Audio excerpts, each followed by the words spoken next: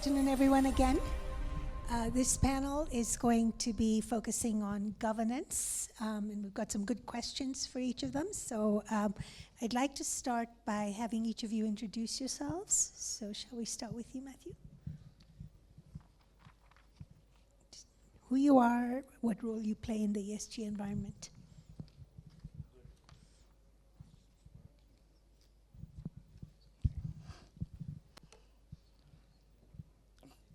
Good afternoon, evening. I think we're told Kenyans are the only people who tap on the mic to check if it's working. So my name is Mathew Maina, Executive Director of Econ Investment Management Limited, which is the REIT manager of the Econ D REIT and the Econ I REIT. I'm representing my board member, Wangui Maranga, and if I knew John was here, as he's an ESG champion, I'm happy to be here.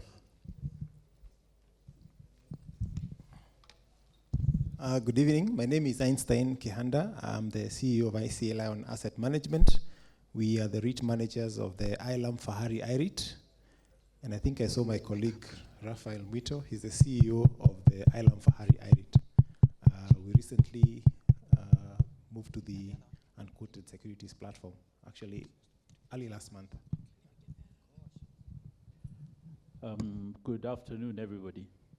I would have said good evening, but since I didn't go to Alliance, I'll say good afternoon. Apparently, evening starts at 5 p.m. My name is Stephen Mallowah. I'm a partner at Triple OK Law Advocates. I'm a partner in the commercial practice.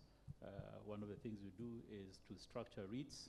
These two gentlemen, I'm privileged enough to call them clients, and I hope they're satisfied clients. Thank you. Thank you, all of you. So, Mathew, let's start with you. What's the right approach to sustainability in the built environment, given that it contributes such a significant amount of carbon emissions? I think I'll speak from experience. I think the built environment contributes about 42% of global gas emissions. And if remained unchecked by 2050, it will double. I don't think Africa contributes significantly and will not be in the top 10 in the next 2 decades. But significantly for us, when you have to look at 2 things. One is what sort of materials are we using, where are we sourcing them, how sustainable that environment is. So first is the origination. The second thing is the material use. And the way we look at it is at Econ, 2 things is that ESG for us begins in the pre-development stage. So designing is very important. How you design your buildings, how you determine your procurement, where are you sourcing materials, how sustainable is it? Are you buying stones from quarries that are using kits? What is the energy requirement of things like glass and things like that, and how efficient can you get those? So when we look at just the development aspect of it, we look at, yes, we are contributing from the onset. 42% is the built environment, and we're in it. So how then can we minimize that from the origination stage to the pre-development stage to the construction stage all the way to the exit of the asset, and making sure that you're having the right matrices to evaluate the development at every stage, including and avoiding greenwashing, IFCH, GRESB, and now on sustainability and how you treat your employees and the business on EcoVadis, just to ensure that for each and every stage of E, S, and G is measured across.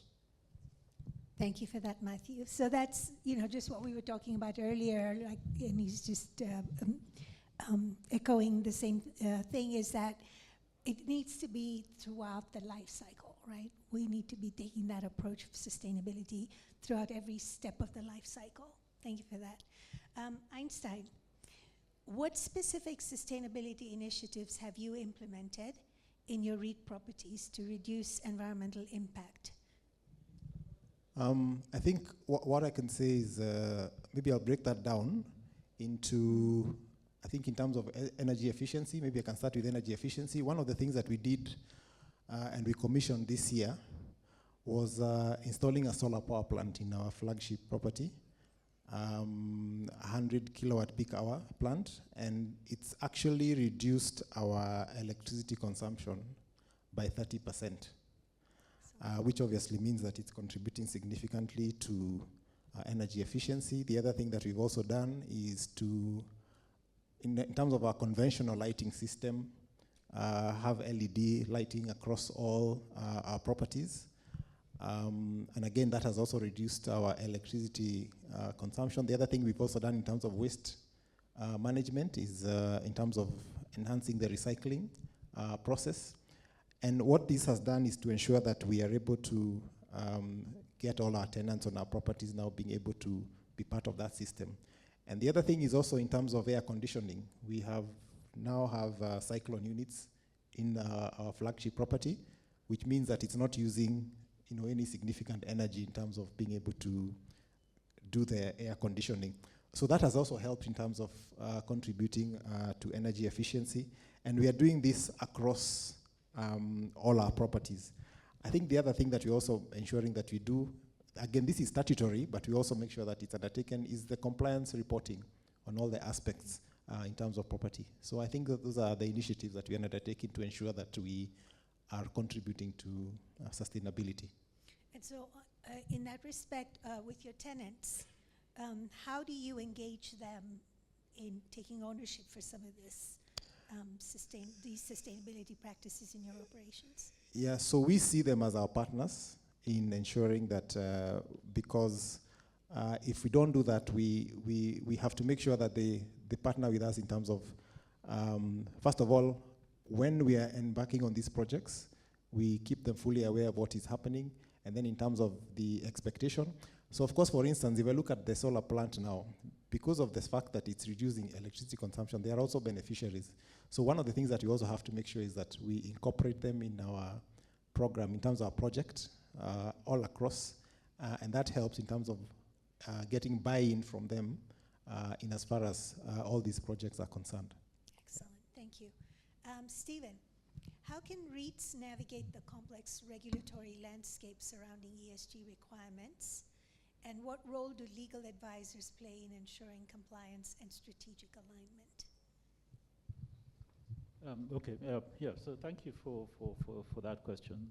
So obviously, one of the things which we often encounter in this market, and now I'm completely wearing my lawyer hat, is that I think sometimes people have a very limited view of the value add that lawyers can bring to a transaction. So people tend to think that if you go to, to a transaction lawyer, I want to set up a REIT. I want you to help me get my CMA approvals, get a license, get my tax registration, and so on. But increasingly, the role of legal advisors is so much more. If you go to other markets, lawyers now basically are completely multidisciplinary. And one of the areas that they really focus is on this ESG compliance. And so there are a couple of things which we do, and again, I'll just sort of touch on a few. So obviously, you may have, you want to execute an ESG strategy, but there's a whole alphabet soup of standards that you can comply with. So one of the things we would probably assist in to sort of give you an evaluation of the strengths and weaknesses of various standards. The gentleman, my namesake from Deloitte, I think mentioned this. There is a movement towards convergence of the standards, which I'll probably talk about a bit later. But we sort of can assist you to sort of try and see what's the best fit for you. We can do compliance audits for you to see to what extent are you compliant with a certain reporting standard as part of a legal and compliance audit process. Other things that we do, again, like I said, there's a lot of evolution in terms of regulation. Even within this market, we have seen that, for example, the banking sector, ESG reporting was introduced as a compulsory reporting requirement and so on. So there's a lot of changes that are happening. The Climate Change Act was recently amended, the carbon reporting standards that are coming into place. And sometimes for the issuers or the promoters, they don't have visibility of some of these changes. So again, one of the things we would do is flag and say, oh, you know, this is coming down the road. There's an interesting one. I had IFRS S1 and S2 being mentioned. I'm going to talk about that probably in my closing remarks, because that's coming down the road, probably sooner rather than later. So what other things do we do? We do training for boards, for the governance structures, so directors, sensitizing them on the importance of ESG. And that's from the promoter side. We're also working with investors. So we'll also do investor due diligence for potential investors. Thank you. Thank you. Einstein, I'm going to come back to you with a two-part question. From a short-term nature of most African and developing world investments, which is contrary to most ESG initiatives and principles, how do you balance short-term financial returns with long-term ESG goals to create sustainable value? And how do you engage with local communities where your properties are located to ensure positive social and environmental impact? I think let me start with the long-term planning. One is in terms of a strategy. So I'll just give you in terms of detail. Right now we are in the second cycle of strategy for our REIT, 2022 to 2025. And one of the things that a key component of that strategy is on the implementation of a lot of remedial spending. The reason I mention this is because, as you probably know, we are an income REIT, and we also got into this space through an acquisition. So we found existing properties. And of course, at the time, the ESG discussion was still in its infancy. But of course, as we've moved along, we've also ensured that we are now and fully engaged in terms of ensuring that from a long-term perspective, in terms of our strategy, we are incorporating this issue of incorporating a long-term view. So we've made gradual improvements in our properties. And this is in light of acknowledging that those acquired properties may not have been fully compliant. So as we go along, we've done a lot of improvements. I think I've talked about the solar plant that we've been installed. Right. And we've ensured that we have also working towards making sure that we mitigate any negative environmental effects on the properties. We've done a lot of remedial works, all with a view to ensuring that we enhance the sustainability and optimization of those particular properties. We've integrated sustainability in our strategy and our operations, even in our culture, and that is now a discussion that you've incorporated in all our engagements with our staff and with our tenants. And in addition to that, we've carried out assessments on a regular basis on all our properties. Coming to the question you have about engaging our communities, our flagship property is located in the Eastlands, and one of the things we've done is to ensure that we integrate our activities in as much as possible that will make our mall attractive and make sure that there's a lot of engagement with the communities. For instance, we have a lot of events that involve youth empowerment. So if you go to the mall every weekend, you'll find there are a lot of activities. We engage in various community development initiatives. We also do a lot of, so we've got 2 health institutions within our mall, and what we do is that they're also involved in a lot of clinics, offering free health services to the community, and that makes it, demonstrate our desire to ensure that we involve and walk along with our community. So it's a very busy place, and that is a deliberate effort to ensure that we involve in the communities in all aspects to do with the mall. Thank you. And do those communities also recognize that they belong and that they are stakeholders in your operations? Yes, it does. And one of the things that we've also done is to identify the demographics. We have a lot of communities, and what we've tried to do is to come up with events that resonate with them, even in terms of nationalities. Yeah. And that makes sure that they increasingly feel that we are part of them. That's wonderful. Yeah. Thank you. Thank you. Mathew, back to you. As you raise funds through capital markets, what environmental, social, and governance information have you found to be of interest to investors? And why do you believe this information is important to them?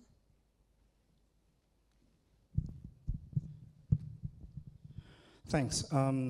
So I think three things. So I'll talk about the debt providers and the equity providers. So I think, and here, allow me, for the debt providers, I'll hammer you a bit. ESG requirements are very costly. John has alluded to, if he tells you there's the cost of getting IFC's EDGE certification, GRESB certification, EcoVadis certification, every region of an investor, Africa, largely East Africa, Central, you look at IFC EDGE. In the UK, you look at WELL, you look at other matrices. So the key thing is, for a lot of them, because every one of these ESG benchmarks has something that they look for. What they look for is similarities. Equity, so when you talk about equity and inclusion is a big issue. On our part, all the chairs of the boards, investment committees of the REIT, of the REIT, of the board of AIML are all ladies. So that's just one of the things, so inclusion. Secondly is inclusion as well in the supply chain. Because you know construction is a very male-dominated industry, is how are you including in the supply chains of people with disability, you're looking at women and empowering them and enabling them to get the sort of financing because you're a big developer. Are they going to get negotiated rates from a bank perspective? That's one of the things that they look for. Second thing is health and safety. Big issue when developing. You want to develop the asset on time and on budget, but you have to watch health and safety. There's no point in developing the asset on time and you've lost X number of lives while you're doing that. So health and safety is a key matrix. You have to look at things like 6S from operational perspective. You have to look at how you're training, because one of the things that we saw on our end, health and safety standards, when you look at the UK, the US, China, and all of that, is so advanced that the local contractors don't have that. If you go to a local contractor, even the sort of scaffolding that they're using, number one, is not up to scale. You can't build anything beyond 4 floors with it. So that's something that we had to invest a lot to try and train. So secondly, when you look at people like Garantco or the Pidge group of companies in terms of what they want, their health and safety standards are so high. So in terms of the sort of green bond that we issued, there were certain requirements that each and every development had to meet, from the environment aspect to the social aspect and more so to the governance aspect. How is procurement be done? Who is involved? How is the evaluation? Who is sitting in this committee? What are they doing? It's very important from an investor perspective. The issue I have with debt providers is that while there should be a substitute and a delta applied to the cost of debt in substitute of the cost of ESG, getting the ESG certifications. ESG certifications, from a cost perspective, will account for maybe about 1% of a return metric. So if that cost is so high and your debt provider is saying, hey, I'm going to give you debt to develop a green development, yet I'm still pricing that debt as conventional debt, it makes no sense. Because on the other side, you're coming and saying part of my, what you call covenants that I have to meet is I have to get the certification. It's costing me money. So there has to be a delta to be applied in there. So there has to be a balance there. So those are the key things that I think from a debt perspective, we need to look at. Green bonds, possibly the best way to go from financing. Banks have to catch up. Equity investors have caught up from what they look for. Equity, inclusivity, health and safety. Thank you so much. Has there been any really unusual requirements from investors? Have you come across that? Were there mandating requirements? True, yeah. So one of the things that a bank or commercial bank will tell you is that I want your IFC Edge certificate before you can draw down the money. John, I don't know how long does it take to get an IFC Edge certification when you start the work? More than 2 years. 2 months. Yep. So you can see. So I go and apply, and I've started the process. And IFC, when you look at the ESG measurement team of the IFC, they're limited. There are very few guys, and they're covering the whole of Africa. You put in an application, they look at it after 2 months, they'll return it, all that. So there has to be a balance in terms of what. So there are certain unreasonable requirements. 2 is your project certifiers, when they come to a development, they will report, say, to a pitch group, which the guys will work, which is Infaco, Garantco, Emerging Africa Infrastructure Fund. And they will do a report and they will say, we don't think the the glass on the glasses up to 10th floor meet this requirement, and the windows between 11th and 12th don't meet these requirements. So what are you going to do, right? And how are you going to balance that? So there's certain things that we have to train our local project manager certifiers in terms of doing, but a lot of it has to do with the demands that commercial banks do. The guys who've done it, what they've done is, if my region is the UK and I use WELL as an ESG benchmark, I have to look at what is the equivalent on IFC Edge that you can meet, then I'll measure that. So there are certain requirements. Somebody is funding you and say, give you matrices for WELL, but you're getting GRESB certification. And that's what you are putting forth. So just that discordance between the measurements and the certifications you're after. Yeah, and that does get really frustrating, because there are a lot of different rating tools out there, and as Stephen mentioned, there are the standards are still coalescing. They've not gotten there yet, so it's like different requirements in different standards and stuff, and it does get very frustrating. I came across something really interesting when I was talking to Beatrice Caranja. Zoravar introduced me to her. She's with IHS, and she was saying that their investors actually also mandate that when they're looking at land to acquire, that there can be no forceful evictions. And they've come into some really unusual situations where they've had to walk away after doing a lot of investment in research and due diligence, right? And some of these are not even, the people are not even on the land, they're maybe bordering the land, but yet there's a constructive, I guess, to use, terminology, a constructive eviction potential, and they've had to walk away from opportunities like that. So coming back to you, Stephen, what are some of the common legal challenges that REITs encounters when implementing ESG strategies, and how do you propose mitigating those risks?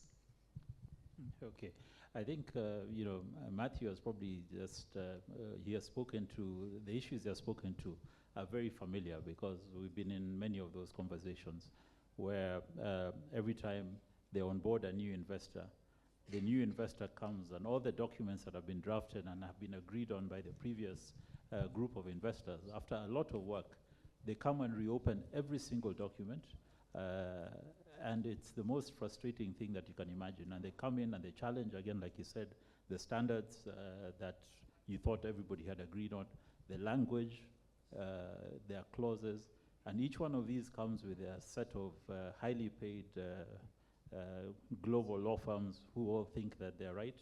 And it's an occupational hazard. It's very painful. It's not that I'm asking for more fees, but trust me, it's a huge challenge, and it's just that that lack of convergence causes this. And so there's contractual complexity. That's one huge thing. And then how do you address the contractual complexities? Get everybody on the same page, and then. And that's okay, that's with investors. You also have obviously issues with the regulators, but we've been very lucky in this market that the CMA is one of the most accommodating and forward-looking regulators who will actually take a much wider view of issues. And once they, you get them to understand what you're trying to do, they're quite accommodating. Again, Einstein can speak to the fact of the delisting of the Fahari IREIT, the restructuring, and the relisting on the unquoted exchange. Never been done before. Everybody's sort of figuring it out as we go along. And here you are, it's back on the market, as Fahari had promised to do. So to that extent, the regulatory space is quite accommodating. Then, of course, the issues, again, if you speak about the things Einstein talked about, getting tenants to understand or to get them to comply with your ESG standards, or to install certain types of equipment, and how do you incorporate all these things into your tenancy agreements, and so on. Some of these things come at a cost, obviously. So to get tenants to agree to these additional costs, again, that becomes a contractual negotiating issue. And then, of course, the last thing which you talked about, this environmental due diligence. Again, increasingly, with these investors, they want to know that, first of all, of course, there's no forced evictions, the land has been properly acquired, there are no environmental pollution issues. The slightest whiff of anything, that seems, not quite right, and they will take off, right? I think the expression is that capital is a coward. But I tell you, these green investors are serious cowards. So if there's a community issue that has come up, they will walk away. Any slightest issue. So again, that's a huge task in trying to negotiate and make sure that there's clean title. If there are people that have been removed, they've been compensated, and so on and so forth. So those are some of the issues. Again, governance frameworks. Now, I'll speak about governance frameworks again. I'm sorry to keep using you two as examples, but for example, a lot of our REITs, the REIT manager and the REIT promoter are related. So you have to come up with structures that satisfy investors that there is sufficient safeguards against conflict of interest issues. So you have to come up with structures with guidelines, Chinese walls, independence of the directors, and so on and so forth. So those are some of the challenges that we face in structuring these REITs. Thank you. Einstein, back to you again. How do you integrate ESG factors into your investment decision-making process? And in addition, do you have any plans to divest from investments that are not in line with the ESG requirements? If yes, how do you plan to approach this to ensure a balance between financial returns and ESG positive impact? I think in terms of the investment process, what we've done is to incorporate, we have an ESG implementation component in our investment procedures, and this covers origination, evaluation, and the final flow analysis. We also do a lot of environmental and social due diligence. All this is incorporated in our framework, and so that we have a comprehensive ESG screening framework. And what we've effectively done is we have an independent ESG consultant that we have that providers who carry out the due diligence on our behalf to ensure that any potential investments have the necessary due diligence, they meet the necessary standards that we've already set out. Then the other thing that we've also done is to have a social and environmental management system that also addresses sustainability. And I think it gives us guidance in terms of the investment decision-making process. One other factor that I think is also very important in our framework is that when you're looking at opportunities and potential investors in our portfolio, we look at aspects like water harvesting, recycling, renewable, all these factors that I mentioned that we incorporate in our properties. So that is one of the ways that we actually address this. I think the question that you asked about any potential, we have, as you probably know, and we've disclosed in terms of the some of the in the process of restructuring, there are various investments that there are various divestments that we've undertaken, and not necessarily because of the environmental factors, but those are some of the factors that have contributed in terms of our decision to divest from some of these properties. So I would say it was an opportunity that presented itself. So we've actually come across those kind of situations where, as we were looking at reviewing our strategy and looking at what are the parameters that we will look at when we are determining whether these properties fit in our portfolio, it just so happens that environmental issues were also part of those issues. So it has also helped us in terms of enhancing the decision-making process in terms of divesting from some of those properties. Yeah, that makes total sense. Thank you. Matthew, what are the challenges of balancing investor return expectations and ESG performance and reporting? I know you touched on it a little bit earlier, but let's... Yeah, I did. But Einstein is the funds that he manages are key investors in us. And thanks for that. When I go to speak to the fund managers, the first thing they ask me is,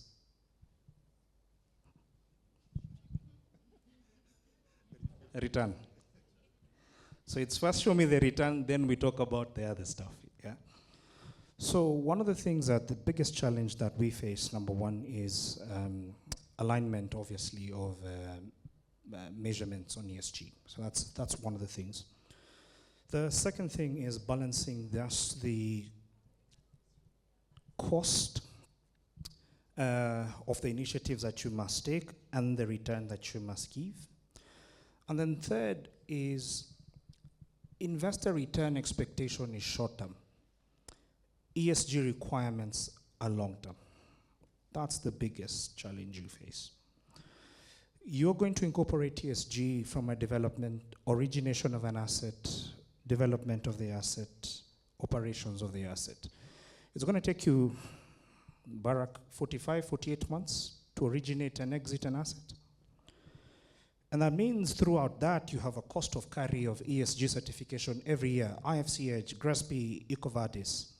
And my development, I still have to incorporate health and safety requirements, which means on site, I have to have a health and safety officer, I have to have PPEs, I have to have a lot of that. So I have to include that as part of the cost, as part of the return that I must give and offset it from there. So there's a misalignment in terms of what they want to see and what the return expectation is. And finally, I think the biggest challenge that we see on our end is, and I'll touch on what Steve had touched earlier, when you're looking at a greenfields investment and you're looking at a brownfield investment. In most brownfields investment, decarbonization is the biggest issue, and decarbonization is costly. Repurposing this building to a hotel possibly cost twice what it would have cost to build. And so just ensuring that you incorporate the ESG requirements to deliver the real value is a big issue. In our case, in his case, we've realized that if you're in the service industry and you're providing a service, energy consumption is very high during the day. That's why we all go solar. So you can imagine we're sitting on 9 operating assets, 12 assets under development, and 35 new assets to be developed in the next 10 years. That means my ESG on the newer developments, I've incorporated solar everything from the onset. On these other ones, I have to redesign the rooftops to ensure that I put solar, it brings my cost of energy consumption in the day down, but still I have to ensure I don't incur additional capex to erode investor value. So that's a big issue that we have to balance.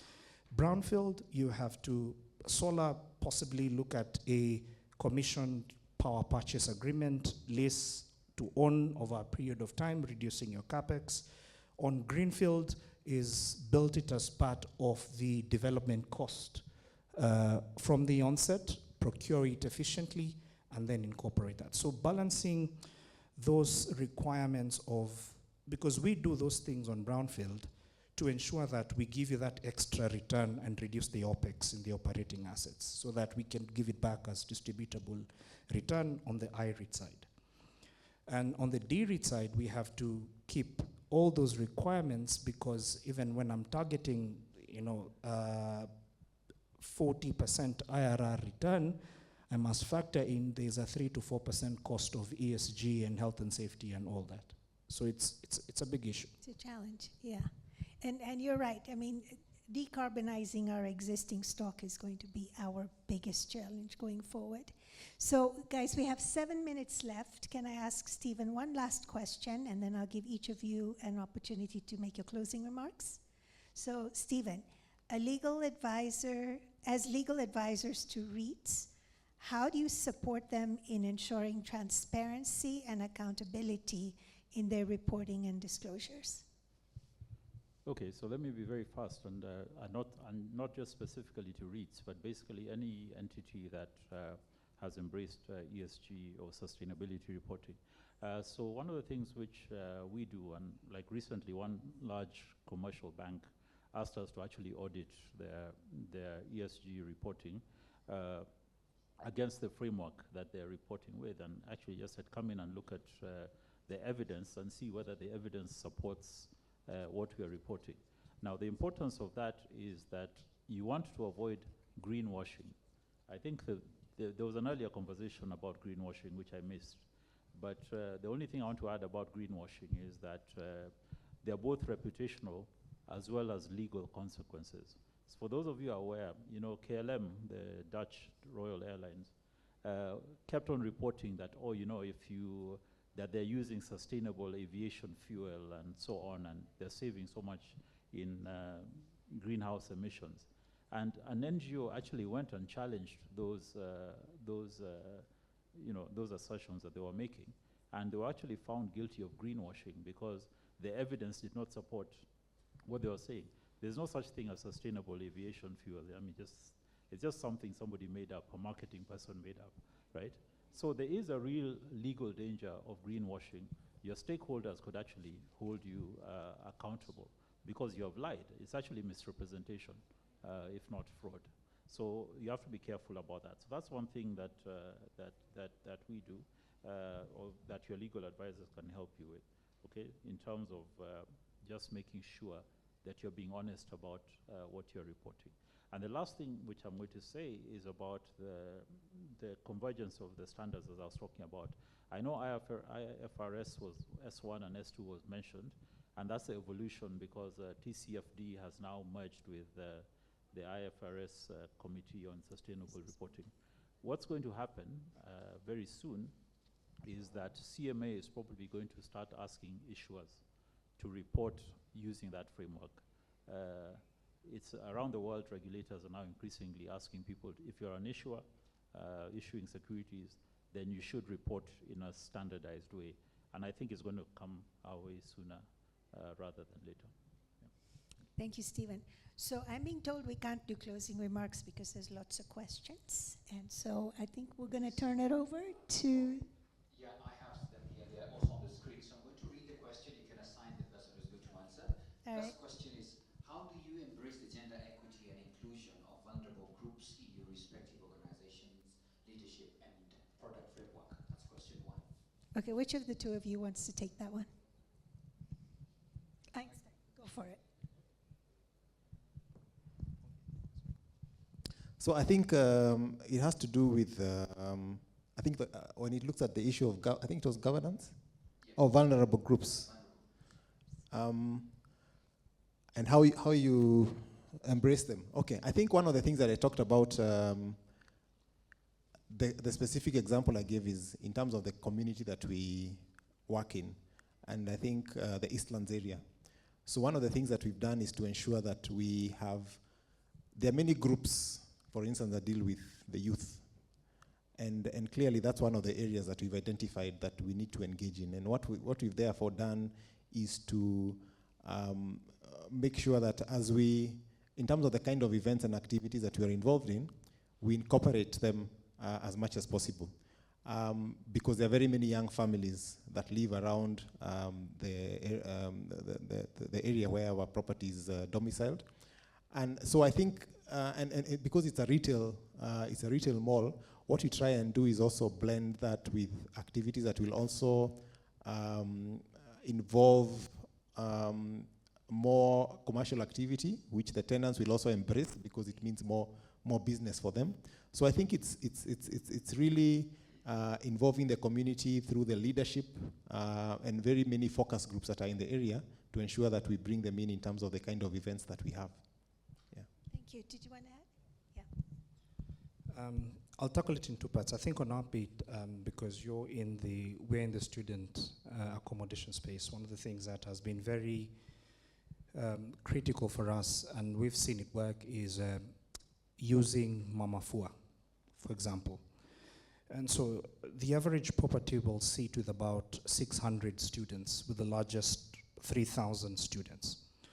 And just by providing and vetting about 10, 20 ladies who come to wash clothes for the students on a daily basis, what we've seen is that's contributed significantly to just feeding programs, just also like reducing household poverty, because this is a lady who comes charging 100 shillings, 150, and she has customers of about 100 customers a week.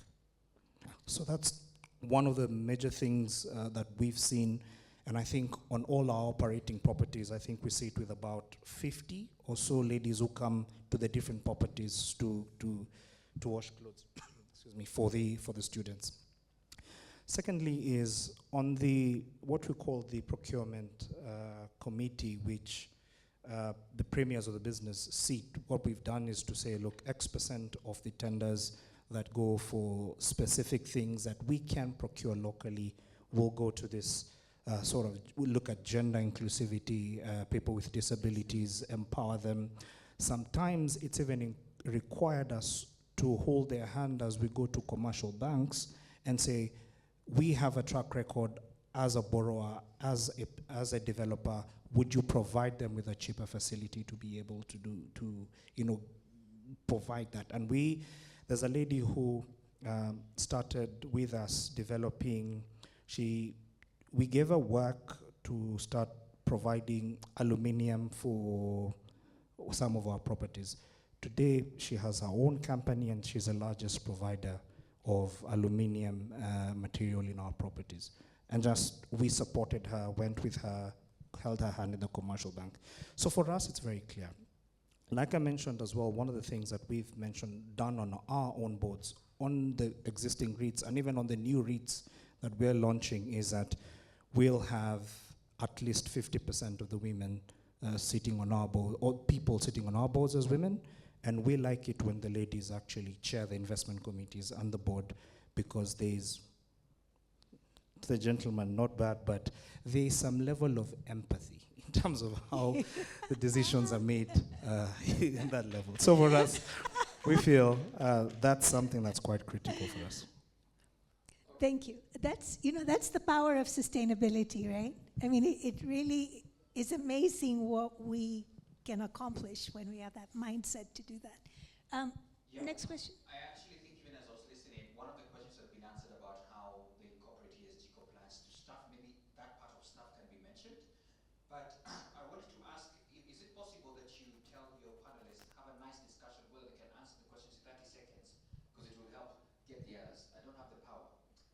We've got 55 seconds left, so we have 2 answers, 27 seconds each, 30 seconds each. Excellent. Okay. So this question now. It seems like the private sector is ahead on ESG compliance. The need to partner with government, especially on affordable housing project. Your take? Who's going to take that? Okay. Seconds, Okay, Stephen. let me give a very cynical answer.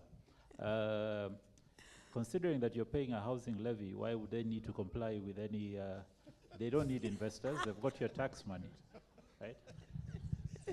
I mean, I know I'm being flippant, but it's hard to have a conversation with somebody who doesn't need money, right? It's very true. So it has to be on the basis that the government believes that affordable housing should also be green housing, and that somehow it will contribute to the nationally determined contributions, which we have agreed to, under the, Paris Club stuff, Paris Agreement, targets. So that's the only way that I can see that happening, obviously.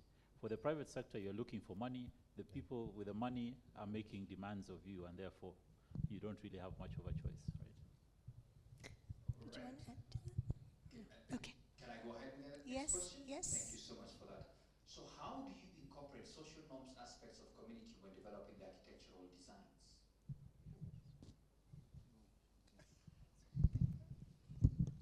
The mic has been passed to me.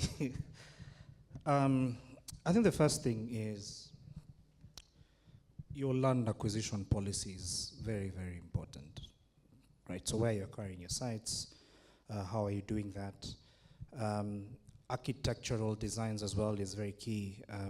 I'll give you an example of Hurlingham, of one of our projects, is that the way where we've built it, it's a high-rise building in a residential area overlooking a military base. So one of the things that's very critical is from the onset on the design phase, we had to design that primarily on the design aspect, where the windows are looking, where the blind side is, what's very critical. Two, you're developing in a community where you have 50 houses, maybe 400 families, and now you're developing one development of 3,000 individuals. Water stress, energy stress, and things like that. So what we've been able to do, for example, partnering with KPLC, is that we spend the money to buy a bigger transformer, and the whole neighborhood gets connected to our transformer, therefore not impacting energy, and just keeping supply of electricity clear. When we do water connections and ensuring that the community as well is getting sufficient supply, sometimes even supplementing from our own borehole water, which is treated. Just making sure that we are reducing water stress and energy stress around, even as we incorporate design and keep privacy. That's fantastic. Thank you. Yeah, I have just two more. I think you may have actually to answer this one. What happens if a tenant is unable to pay rent? Do you evict them? Rent is a prepaid service. Obviously, one of the things that you have to balance between performance of your property and your ESG requirements. The wakili here will tell you not to do it. You have to follow procedure, law is there. But typically, from our end, because we take rent is a prepaid service, you pay to stay. And so obviously, what we've seen is that by the 15th or the 20th, we've collected rent. And even if you're unable to, we are able to partner, we are able to give you a grace period to pay. But largely what we've seen is we've partnered with MasterCard, and we are seeing more and more people coming in, where if you're coming to our property and you're a needy student, we can recommend you to MasterCard if they're funding a certain number of students in our properties, and then they can be able to take your rent bill as well. And maybe just to supplement that, you see, at the end of the day, you have investors, and I'm speaking now from, as an income REIT, you have investors who have invested, bought units in your REIT. They have expectations in terms of investment return. So defaulting on rent obviously jeopardizes the investment return you're going to report. And I can give the perfect example that I gave earlier on. When we took over the REIT in 2020, the anchor tenant in the mall was Tuskys. And you all know that Tuskys was going through a very distressing situation. So it was a very difficult time for us, because at the end of the day, the questions that we had to answer from our unit holders is they could read in the newspaper that Tuskys is going through a challenge. And of course, the calls would come. In fact, the Business Daily would call me and told me, Einstein, we have seen that Tuskys is struggling in all these places that they have branches. What's the situation with your mall? What does that mean?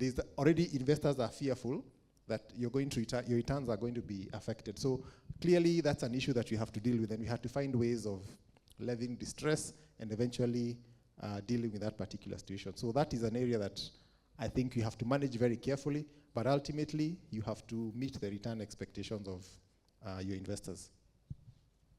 Thank you so much. There's one quick one as well here. There's a lawyer. God, oh goodness, Lord, what did I just say? There's a lawyer here who just was giving some good meat. Is it within our rights to sanction the government to ensure they are doing green housing, like hashtag reject brown housing? Take it, Stephen. It's all yours. Look, ultimately, what we have learned from even recent events is that not only this government, but all governments, you must hold their feet to the fire, because if you don't, they will obviously do the easiest thing to do. If you're going to do mass housing, right, and green housing comes at a cost, then sometimes the politically expedient thing is to just do as many houses as you can. So yes, there is a case for applying pressure, to use that term, please, is that to get them to actually do the right thing, because it's good for the environment, it's good for us. It's actually the right thing to do, right? Nobody should actually have to force you to do the right thing. Okay, maybe everybody should take a selfie today. I was at the Masterclass and we have agreed. Hashtag reject brown housing, right? Absolutely. This could be a good one.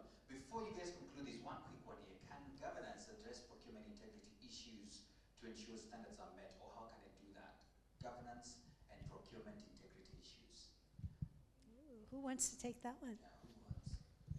Yeah, certainly, because I think the conversation that we've had in this country over the last several months has been really addressing underlying issues that we all knew were there, because they have an effect on the costs, because procurement is about getting value for money, and therefore I think it's critical that that is addressed, because if that is not addressed, it means that you're getting, first of all, it will affect your returns. Even from a business point of view, it affects the kind of investment return you're able to generate because of the costs. So certainly, it's a critical aspect that must be dealt with. Yeah. Thank you. Okay. Yeah. Thank you, gentlemen. So just to wrap this up, I know there's been a lot of frustration around ESG, the additional costs, the, sort of, shades of gray around guidelines and standards and different types of reporting and investor demands and stuff. But would you all agree that it's a great opportunity to bring value to your organizations? And that definitely for REITs, there's an advantage, right? Because we have the opportunity to build green, affordable housing that's, good for the health and well-being and safety of the occupants, right? It's going to create a lot of jobs. I don't know how many of you know this, but building one house creates 5 direct jobs and 8 indirect jobs. So doing mass housing, which we're going to have to do because sub-Saharan Africa is going to grow incredibly in the next 20, 30 years. So we're going to create a lot of green jobs, right? So it's all good. Thank you. Let's appreciate the panelists one more time. Thank you so much.